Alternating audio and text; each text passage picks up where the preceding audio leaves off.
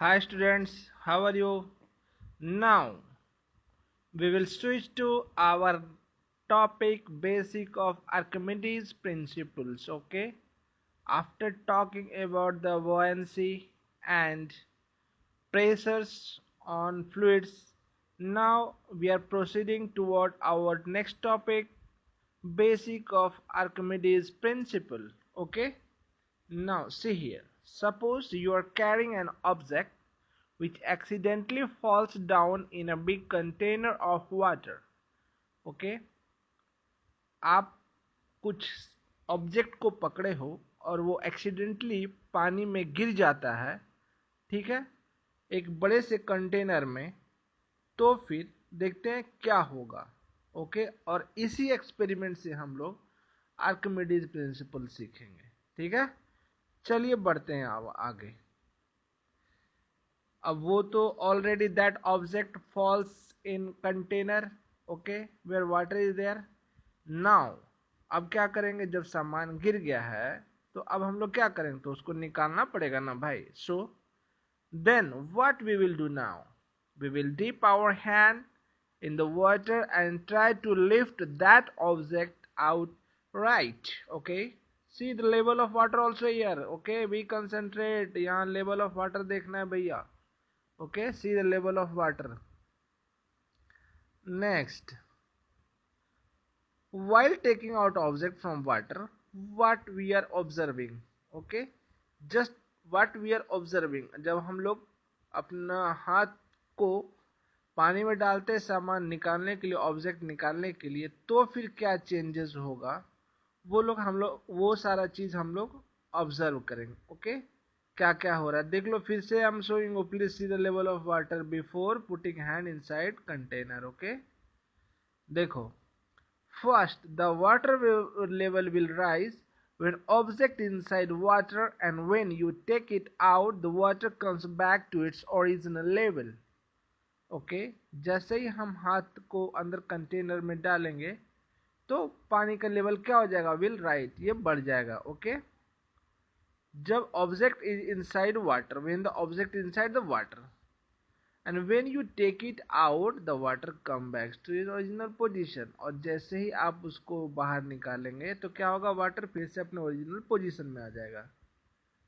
Second चीज अब क्या ऑब्जर्व करते हैं, while lifting the object from water you can feel that the object is feeling lighter than that it's actual weight in air. Okay, second चीज क्या देखे, while lifting of the object from water, okay, you can feel that object is feeling lighter than its actual weight in air. हम लोग क्या देखे, जब object को निकाल रहे थे तो एक्चुअल वेट जो इसका एयर में था, ठीक है, और जो वेट उसका पानी में है, दोनों में अंतर है। क्या है, जब एयर में था तो भारी था, जब पानी में है तो हल्का था। देखते हो उसके पीछे रीजन क्या है, जानते हो क्या रीजन है? The reason why object seems to feel lighter is because water applies an upward force on the object called what? buoyant force. Okay, buoyant force, इसको क्या बोला जाता है, buoyant फोर्स। वह फोर्स जो वाटर अप्लाई अपवर्ड की तरफ, पानी जो है अपवर्ड की तरफ जो फोर्स अप्लाई करेगा उसको बोलेंगे हम लोग क्या, buoyant फोर्स। ओके, शेयर, ये ऑब्जेक्ट है, ग्रेविटी की वजह से वो नीचे की ओर आएगा। ओके, लेकिन वाटर क्या करेगा, उसको सेम जो फोर्स है वो एक्सर्ट करेगा अपवर्ड की ओर, जिसको हम लोग क्या बोलते हैं, थ्रस्ट, जो ऑलरेडी डिस्कस कर चुके हैं वो जो 2 मिनट के वीडियो में। ओके, तो ये क्या है, थ्रस्ट है। अब देखते हैं आगे फिर क्या होता है भैया। देखो बॉयंट फोर्स क्या है, buoyant force क्या है कि when the buoyant force balances the weight of an object, the object even floats in water. क्या होगा, जब buoyant force weight को बैलेंस कर लेगा तो फिर that object will float in water. Okay, फिर वो ऑब्जेक्ट वाटर में फ्लोट करेगा। ठीक है, this observation and reasons might look simple and usual for us, हम लोग के लिए सिंपल था, लेकिन but during the time of Archimedes they were revolutionary. और जब आर्किमिडीज के टाइम पे ये एक्सपेरिमेंट जो था, ये ऑब्जर्वेशन जो था, एक रिवोल्यूशनरी था, रिवोल्यूशन की तरह चला। आखिर भाई ऐसा होता क्यों है? नाउ अब हम लोग समझते हैं कि आखिर होता ऐसा क्यों है। Let us understand buoyant force in more detail. Okay, अब हम लोग ज़्यादा डिटेल में उसके बारे में पढ़ेंगे। पढ़ने के लिए हमको एक्सपेरिमेंट करना पड़ेगा। For that, because we know that science is subject of experimentation observation. Science जो है वो एक्सपेरिमेंटेशन एंड ऑब्जर्वेशन का विषय है। तो हम किसी चीज पे ऐसे ही विश्वास नहीं करते हैं जब तक हम प्रैक्टिकली देखेंगे नहीं कि आखिर होता क्या है। तो let's take spring balance and attach a heavy stone to its in. Spring balance लिए, इसके एक इन में हैवी स्टोन को अटैच कर दिए, ठीक है, जिसका कि वेट कितना है 5 kg। कितना वेट है 5 kg। Now the reading of spring balance shows the weight of the stone in air। Okay, जो स्प्रिंग बैलेंस का रीडिंग है वो क्या दिखा रहा है? Weight of stone in in where in the air. Okay, see 5 kg का स्टोन था, देखो जो तुम्हारा बैलेंस स्प्रिंग है उसका कांटा भी कहा है 5 kg पर, एग्जैक्ट दिखा रहा है कि इसका जो वेट एयर में है वो 5 kg है। ठीक है, that is equal to weight नहीं, मास 5 kg है, वेट कितना होगा 50 न्यूटन। ओके, वेट मास कितना है 5 kg, वेट कितना होगा 50 न्यूटन।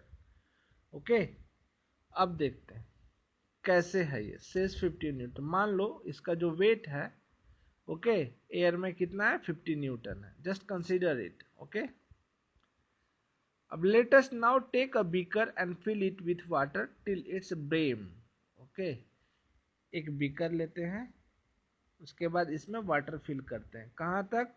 वो जो इसका टॉप बेस जहाँ होल बना हुआ है वहां तक, इसके टॉप के लेवल तक, जहाँ होल के जो टॉप लेवल है वहां तक इसको फिल करते हैं। Then what we are doing, we will now dip the stone in the beaker and will observe that reading of spring balance decreases. Okay, अब क्या करेंगे, वो वेट को लेकर के हम बीकर में डालें। स्प्रिंग बैलेंस देखो ऊपर में टॉप में स्प्रिंग बैलेंस, पहले वो कांटा कहाँ पे था 5 पे, अब कहाँ चला गया 3 पे, यानी डिस्प्लेसमेंट कितने का हो गया? तो 2 का, यानी 2 kg वेट घटा किसका? स्टोन का। किसमें? वाटर में। वाटर में स्टोन का 2 kg वेट घट गया है। ओके, अब क्यों घट गया है देखते हैं। We will also observe that as soon as stone is dipped the water has started to overflow. Let us collect this displaced water in a separate bowl. Okay, अब जैसे ही हम स्टोन को उसमें डालते हैं बीकर में, डिप्ड हुआ, the water started to overflow. अब ब्रिम से वो पानी बाहर निकल रहा है। Let us collect this displaced water, और जो वाटर निकला है इसको कलेक्ट कर लेते हैं सेपरेट बोवेल में। However, no further decrease in spring balance reading is observed। Okay, अब देख रहे हैं क्या स्प्रिंग बैलेंस में फर्दर कोई डिक्रीज नहीं हो रहा है। When the stone get fully immerse, जैसे स्टोन फुली इमर्ज हुआ, अब देख रहे हैं क्या कि स्प्रिंग बैलेंस में के रीडिंग में कोई चेंजिंग नहीं हो रहा है। Okay, overflow of water will also stop once stone is fully immerse in water. जैसे ही वो स्टोन पूरा फुली इमर्ज इन वाटर होगा तो ओवरफ्लो ऑफ वाटर भी क्या हो जाएगा? स्टॉप हो जाएगा। ओके, अब आते हैं समझते, ये सारे चीज एक्सपेरिमेंट, अब हमारा एक्सपेरिमेंट हो गया, ऑब्जर्वेशन हो गया, अब आता है ये प्रिंसिपल, आखिर ऐसा होता क्यों? तो Archimedes principle, if we now measure the weight of the displaced water we will see it's equal to the difference of actual weight and the reduced weight of the stone। क्या देखें, if we now measure the weight of the displaced water, जो water displaced हुआ था कहाँ पे, ये beaker में, side में जो बीकर है, ओके, उसमें जो डिस्प्लेस हुआ था, दैट इज इक्वल टू, उसका जो मास होगा जो वाटर का, that will be equal to the the difference between the actual weight and the reduced weight of the stone. Okay, actual wait और रिड्यूस्ड वेट के बीच में जो डिफरेंस है उसके बराबर होगा क्या, बीकर का पानी का weight. Okay, what are the reason behind all this observation, ये सारे ऑब्जर्वेशन के पीछे रीजन क्या है देखते हैं. पहला, the buoyant force act upward. Okay, जो buoyant फोर्स होगा वो कहाँ करेगा, अपवर्ड काम करेगा. Which reduces the net force acting on the stone. ठीक है, जो स्टोन पे नेट फोर्स है उसको क्या करेगा, वो रिड्यूस करेगा. This is why the spring balance reading decreases. और इसी के वजह से क्या होता है, स्प्रिंग बैलेंस का जो रीडिंग होता है डिक्रीज होता है. देखो हो रहा है ना डिक्रीज, पहले 5 पे था अब 3 पे, यानी कितने का अंतर आया, दो का अंतर आया. Therefore buoyant force act upward. ऐसा क्यों हुआ, तो buoyant force की वजह से. buoyant force क्या काम करता है, वो अपवर्ड की ओर काम करता है, वो स्टोन को लिफ्ट किया. ठीक है, the buoyant force act upward. Okay, तो फिर क्या हुआ, the buoyant force is equal to the difference of actual weight and the reduced weight of the stone. Buoyant force क्या है, difference between actual weight and a reduced weight of the stone when it is fully immersed in water. Okay, जब stone पूरा water में emerge हो गया और अब जो स्टोन का वेट है, और पहले जब वाटर में इमर्ज नहीं हुआ था, जब एयर में था, तो स्टोन का वेट कितना था, दोनों के बीच का डिफरेंस ही buoyant फोर्स है. We also observe that this buoyant force is equal to the weight of displaced water. ठीक है, फिर क्या देखे, we observe, क्या ऑब्जर्व किए, buoyant force जो है that is equal to the weight of displaced water. किसके बराबर है, that is equal to the weight of displaced water. जो वाटर डिस्प्लेस्ड हुआ था ना बीकर में, देखो यहाँ पे, कहाँ कहाँ देखो, ये रहा बीकर, बीकर में जो वाटर डिस्प्लेस्ड हुआ है, ठीक इसी के बराबर है तुम्हारा क्या, buoyant force. Okay, so buoyant force acting upward. Okay, when stones immerse in water, we also observe that this buoyant force is equal to the weight of displaced water. So is there any relation between buoyant force and weight of the displaced water. फिर आपका question होना चाहिए, तो क्या buoyant force और जितना water displaced हुआ, दोनों में कोई अंतर है क्या, दोनों में कोई रिलेशन है क्या. Yes, exactly, there is a relation between the buoyant force and water displaced. The magnitude of buoyant force experienced by the body is same as the weight of water displaced when stone is immersed. Yes, है. The magnitude of buoyant force experienced by the body. Okay, जो buoyant force इस body के द्वारा, कौन से body, stone के द्वारा experience किया गया, लिया गया, that is equal to the water displace, जो वाटर डिस्प्लेस हो उसके बराबर है. The relation between buoyant force and weight of displaced water was given by Archimedes in this famous Archimedes principle. और इसी आर्किमिडीज प्रिंसिपल में आर्किमिडीज ने, उन्होंने क्या किया था, shows the relation between buoyant force and weight of the displaced water. Okay, that is Fb is equal to mf into z. Okay ना. Interestingly, what interesting thing what we learn from the Archimedes principle. क्या हम Archimedes principle से learn किए, Archimedes principle can be applied to any fluid, not just to water, even to air also. Okay, Archimedes principle केवल water में ही कोई चीज है तो उसके लिए अप्लीकेबल नहीं है, बाकी ये सभी के लिए अप्लीकेबल है, सबके लिए अप्लीकेबल है। वाटर के लिए केवल नहीं है, एयर के लिए भी है, ठीक ना। This principle is also applicable when a body is partially immersed in a fluid and not just fully immersed in. Okay?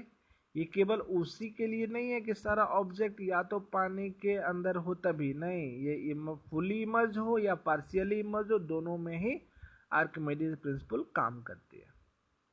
So, thus using simple laboratory experiment, we can easily calculate buoyant force acting on an object if it is immersed in a fluid. Okay, इस experiment and observation के through, जो कि laboratory experiment है, we can easily calculate, हम easily calculate कर सकते हैं किसी भी बुआयंट फोर्स जो कि एक ऑब्जेक्ट पे काम करेगा, या तो वो फुली इमर्ज रहेगा या पार्शियली इमर्ज रहेगा। ओके, नाउ आर्किमिडीज प्रिंसिपल के बारे में पढ़े, अब एक बार रिवीजन कर लेते हैं।